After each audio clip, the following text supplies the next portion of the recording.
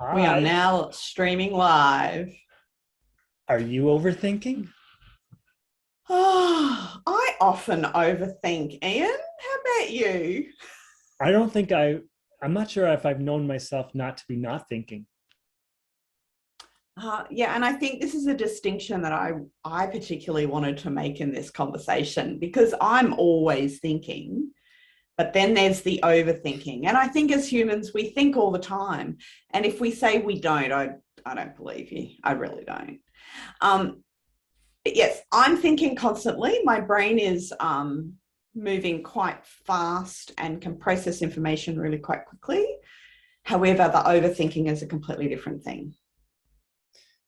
Well, maybe I'll start with my story from a couple of weeks ago because I don't think I really understood how much I think about stuff until I had a window of time where I was completely absent of thought. And it was amazingly peaceful. So it's kind of like you don't know what you've got until it's gone.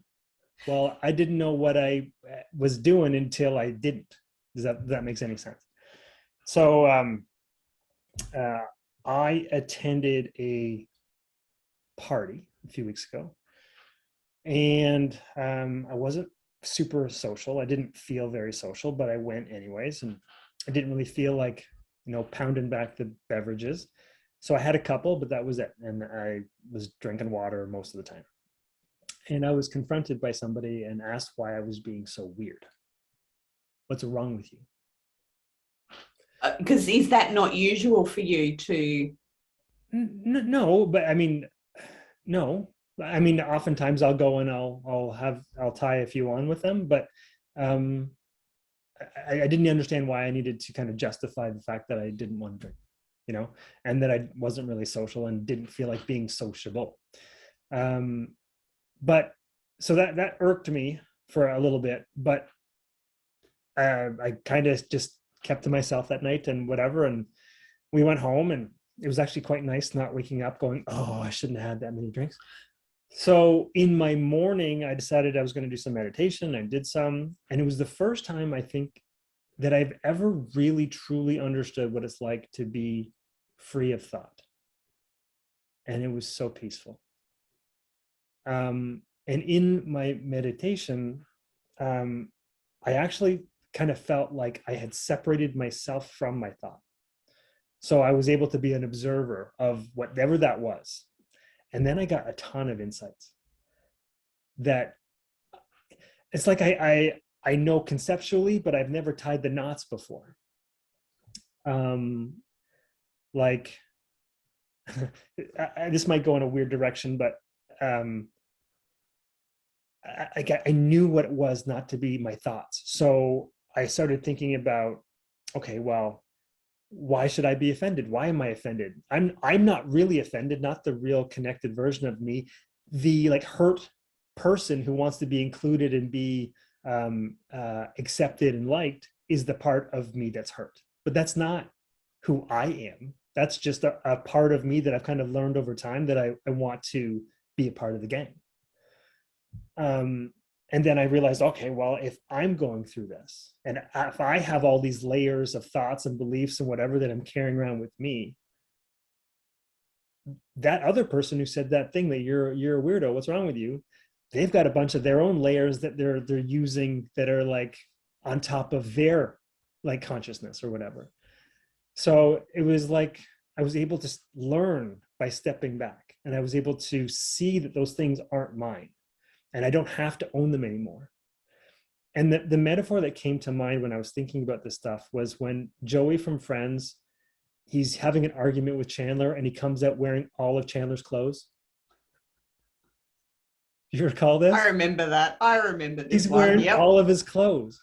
And it's just this infantile back and forth of whatever. Sure, you take my underwear, I'm going to show you everything that you own or whatever. And he comes out with all his clothes.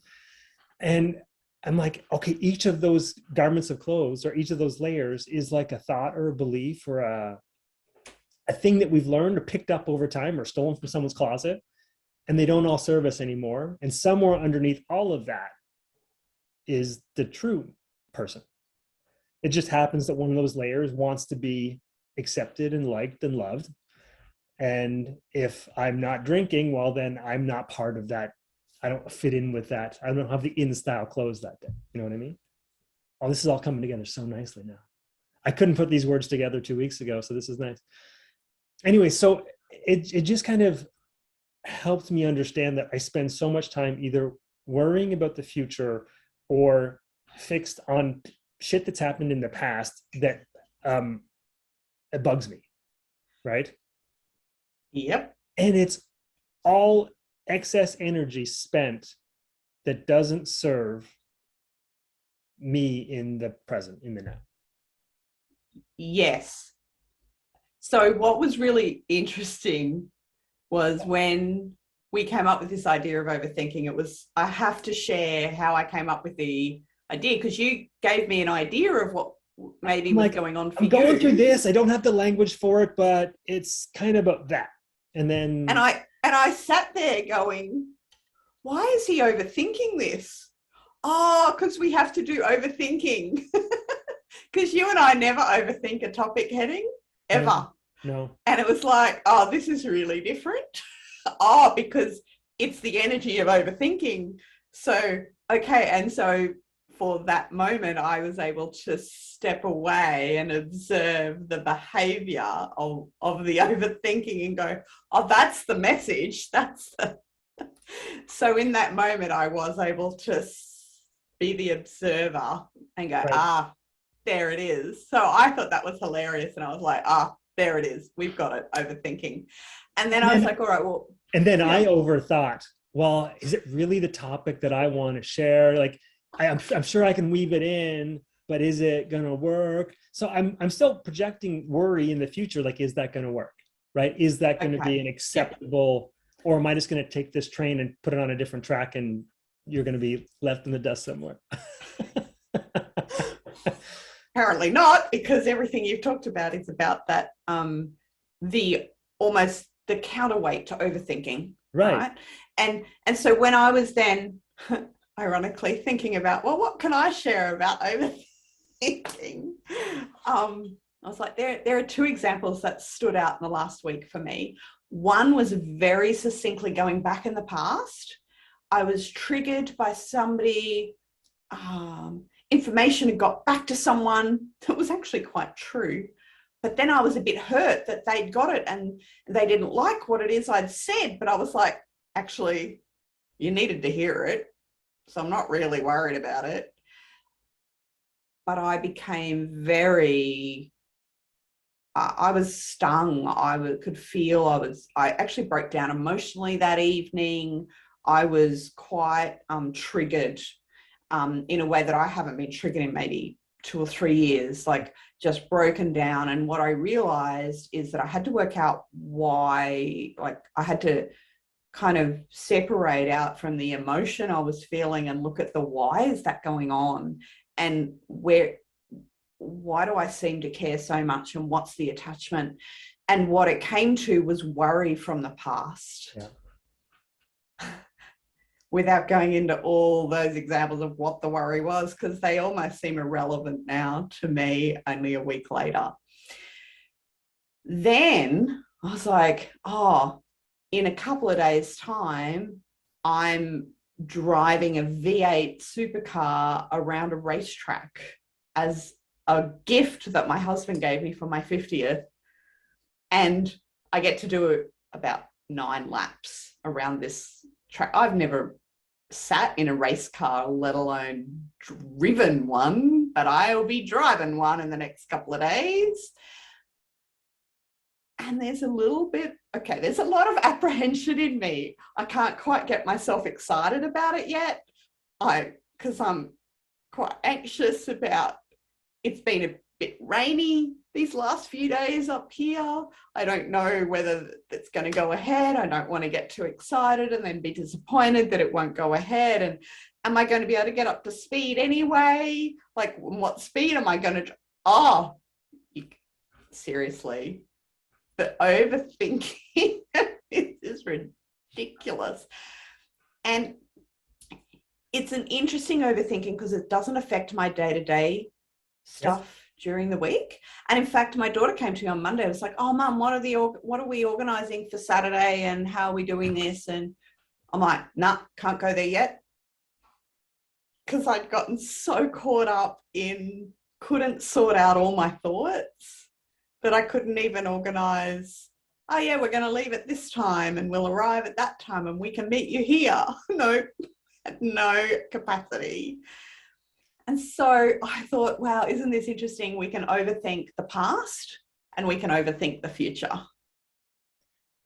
But when we are not doing those things, we have a greater chance to be in the present.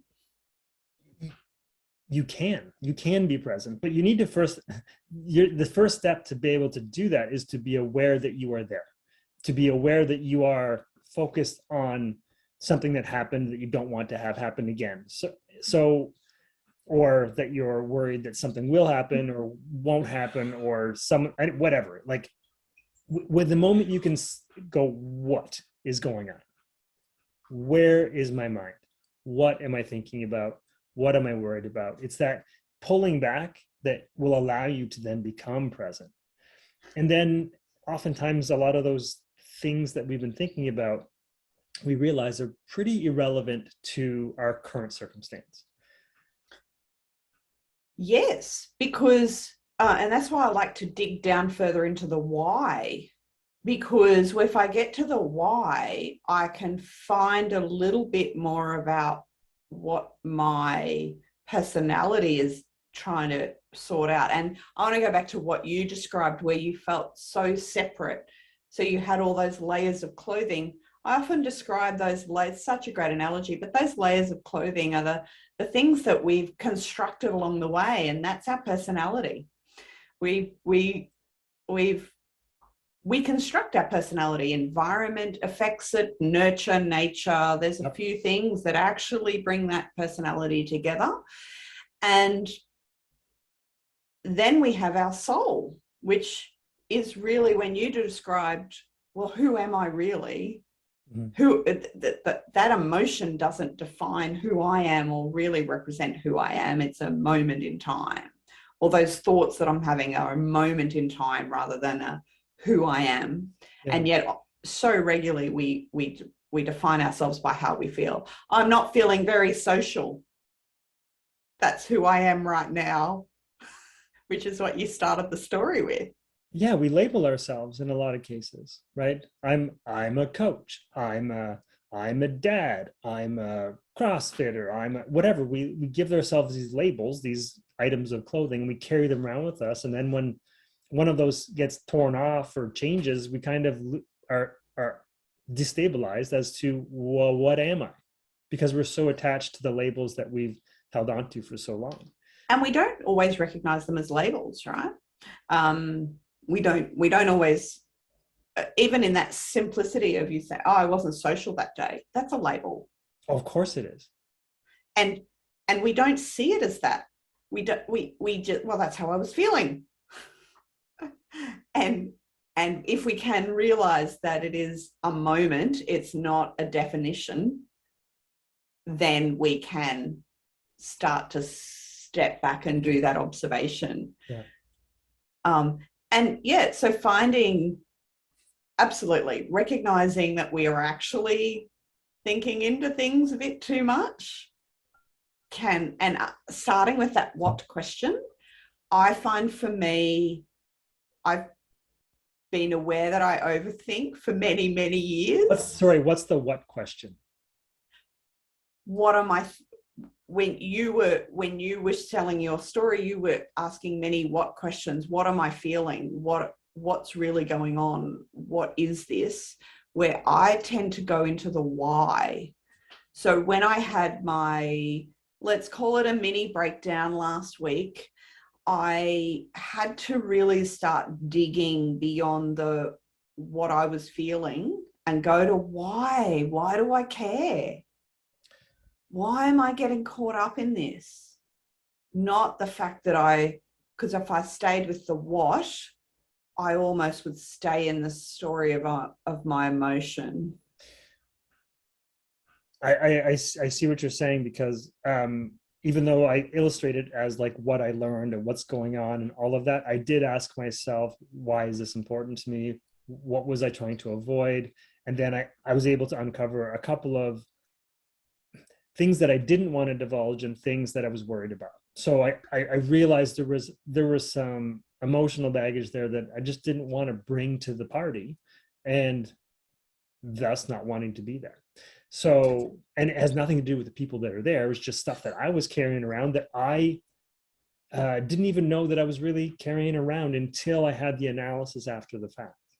Yeah, so completely for me. So in my example of last week, I was initially reacting to the fact that someone found out something that, like basically Chinese whispers, and I wasn't in control of that. So that was the real why, because I felt out of control. And it's a really interesting reveal, and it's something that does still trigger me, because I will, again, let's go to the labels. I've been known as the control freak, and I do like a plan, and I do like consistency, and I like that rhythm of control. And suddenly something had happened that was emotional and was not in my control. And so my personality was kicking up. It was throwing a tantrum, essentially, because it didn't control everything. And I had to find a way to almost let that exist. I can't control that. I just completely had to surrender to it. Just out of curiosity. So then how do we have these conversations? Because we don't plan, other than a title, what's going to happen for 30 minutes. Mm-hmm. That doesn't sound like there's a lot of control there. Correct. However, there's enough. So I used to, that's what I said, I used to wear this label of being a control freak, but through running my business actually has allowed me to have structure with flexibility. So these Facebook Lives that we do have structure with a whole bunch of flexibility. But I have enough, and just some tiny touch points that let me feel like I have structure. And yet, every single time, I never say the thing that I thought I was going to say, which is the flexibility.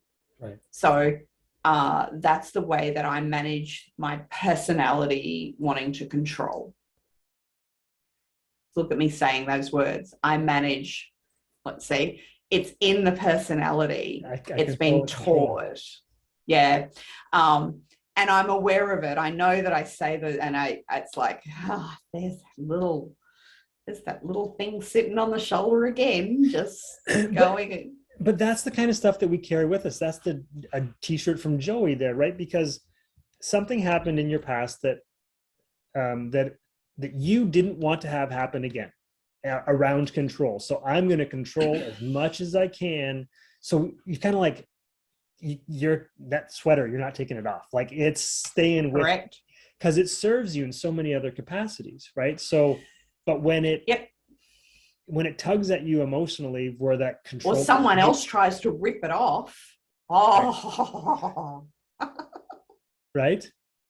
So that label serves us, but it also is in disservice of us to a degree, right? Like there's a balance to be had, right?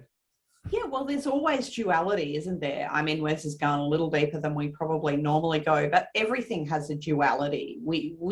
Nothing is ever simply good or simply bad. No. So we have a mixture of both, and I often will be heard to saying it's not black or white, it's color filled. So there's so many different colors between the black and white spectrum. And so we have this duality of good and bad, and sometimes control is great and sometimes it's not. Which is why I've come up with what I feel like totally from my personality, that this structure with flexibility it feels like a better compromise for me. It's like if you have a framework, you can play within the framework, but the frame holds the space for you. Like, if that makes any sense. Yeah.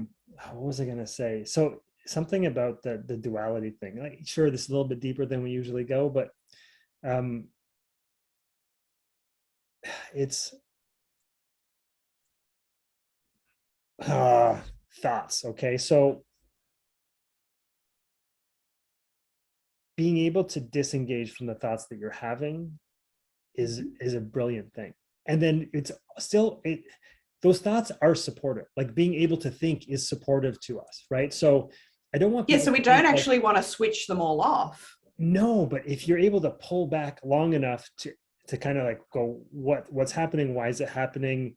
Am I really in danger? Or like, is this anxious feeling or thoughts that I've got, are they really serving me right now? No, they're not. So if you can separate so that you can feel that calm, then you can often come up with the answers by the thoughts, by thinking, right? Correct, because they can serve a different purpose because they're a little less clouded. Right, right. Because they're a little clearer. It's like another analogy we could use is we can be very busy in our day-to-day routine, our work life, our family life, and then we go on a holiday. Mm. And we suddenly get to see our family members in a different light. Or when we come back into the office or business, we see things for what they are, and that too hard basket doesn't seem too hard anymore because we've stepped away and allowed a perspective. And that's the same thing that happens internally when we can step back from our thoughts. It doesn't make our thoughts wrong. In the same way, it doesn't make our family our wrong family. Yeah. We just can step back enough to then appreciate how they serve, or what benefit they are, or how they fit into allowing us to grow and evolve. And I think that's part of why I was able to feel kind of actually quite good the day after the event, because I was able to appreciate what I was learning from it, what others may be going through, and like having empathy for where they're at, and also being able to be gentle with myself. And it felt good, even though the night before didn't feel so good. You know what I mean? Yes. And so I had a similar outcome. It took me maybe 36 hours to fully release all the emotion. It felt really deep. I don't know that it was necessarily deep. I defined it as being deep. Mm-hmm. I shake my head at that idea, because I think that we construct that. If we really get down to it, we can let stuff go fairly quickly. But that one seemed to linger a little bit longer. I was a little bit more emotionally sensitive for a little longer than I would have liked to have been. But I took some extra self-care, and I did some meditations that were themed around letting go. So I brought more of that in to encourage me to do that. What's interesting is when you were talking about that, I'm like, how do I apply that to the moving forward overthinking? Mm-hmm. So the racing, and well, it's not racing, it's driving. I'm not racing anyone. I am driving a race car. But the apprehension that the overthinking of, oh, look, I've even been overthinking, what shoes do I wear to make sure that I can, wear shoes that are appropriate? What would that be? I don't know. Will I wear my sand shoes? Will I wear my boots? I don't know. Have I driven my car enough in my boots to know that I can feel the pedals? I mean, seriously? Well, why is that important? If it always comes back to the why is it important? Mm-hmm. So over the next 24 hours, thanks to this conversation, I will be applying, why is that important, Chris? The Um, the absence of let's say the fog that you talked about. So if you're in that overthinking place about whatever's could happen or whatever you're dragging with you from the past, if you can stop long enough and just become present with where you are, what's around you, sensations, touch, internal, like anything, your focus on anything other than the problem that you've created in your head. you'll create an ability to observe. You create Yes. an opening to see something different, and it's in that opening that the magic shows up. And I am amazed at how good I felt, not just that morning, but going forward, because I felt like I had a break and I knew I can get there again. And in those breaks, I've had some enlightenment, I've had some ideas, I've had more opportunities, at least like reminding me, okay, ground yourself, get present, enjoy yourself, go in the pool with the kids, whatever, like do something that isn't worried about that thing. That thing will be there when I come back. I can get to it again later. Just have some fun now. And then in that fun and joyful place, things have shown up, things have come up, ideas have come up. So if you're not racing, you have a chance to, actually catch something. Yeah. Yeah. And I think that's, for me, why I love to practice my meditation every day. And I say practice because some days are better than others. And I think that's another message that I wanted to make sure we articulate here is that ideally we can get to that observation space, but some days we're going to get there a little easier than others. Mm. And that's okay, because it's a color-filled experience. Absolutely. And the appreciation of that color-filled experience, I think, is part of that. So me being grateful for what felt like an awkward evening has served me so much better, because I was able to settle into it and ask myself some questions about why. So nothing's bad. It's all there for learning. It's all there for growth. So thank you. Thank you for not being sure what the topic was, which allowed me to practice how to not overthink. If anybody can relate to the overthinking, worried about something going to happen, or bringing the past with you, feel free to put something in the comments, or ask a question. And know that you're not alone, because we do it all the time. I already responded to somebody with that exact thing. We are not alone. You are not alone.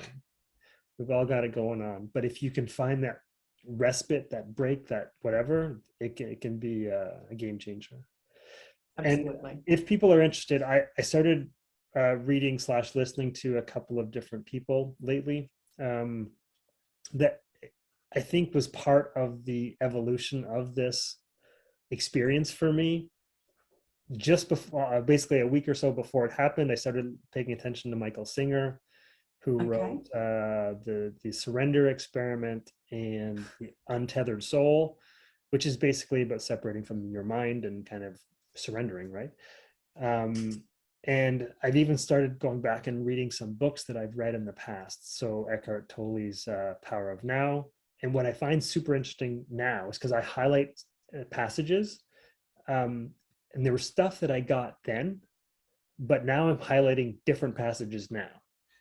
Because you can hear different things. Certain things that I understood conceptually, I felt and experienced over the past couple of weeks. So I was like, oh, that's the thing he's talking about, and that makes me think of this or that or the other thing. So if people are interested, those are some books that are kind of opening me up to new possibilities.